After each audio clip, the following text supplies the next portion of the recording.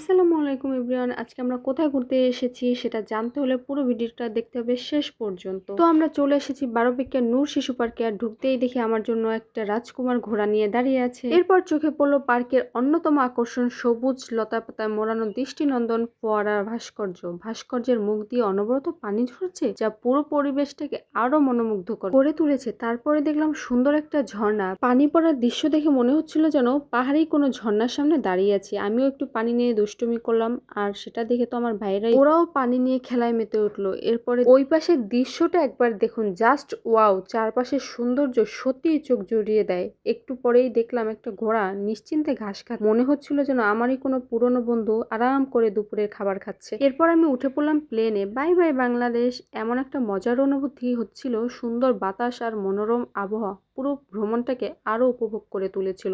এত সুন্দর ওয়েদার, পানি, আকাশ এবং মনোরম আবহাওয়া পুরো ভ্রমণটাকে আরো উপভোগ করে তুলছিল।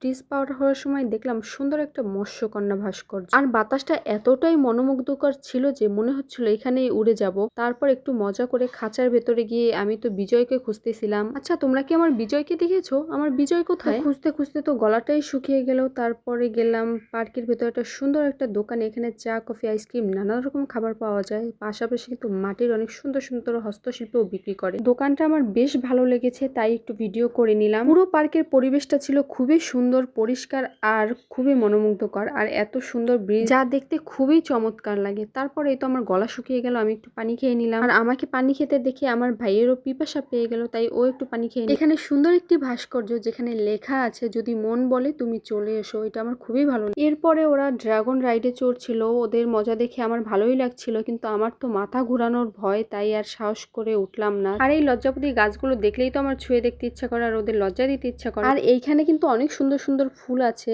আমি কিন্তু ফুল একটা ছিঁড়ে আমার কানেও গুজে নিলাম। আর আমাকে কেমন লাগছে তোমরা বলতে কিন্তু ভুলবে না। তারপর আমি ভিডিও করতে করতে পিছনে ঘুরে দেখি, ও মা, একজনে ভিডিও করে আর একজনে দোল খায়। সেটা দেখে তো আমারও দোল খেতে ইচ্ছে করলো। তারপরে দুই ভাই বোন মিলে দোলনায় উঠে ছোটবেলার মতো দোল খেয়ে নিলাম। সব মিলিয়ে বারোপিকিয়া নূর শিশু পার্কে আমাদের দিনটা দারুণ কেটেছে। আপনারা যদি গৌর নদীর আশেপাশে থাকেন তাহলে একদিন অবশ্যই ঘুরে আসতে পারেন। আল্লাহ হাফেজ।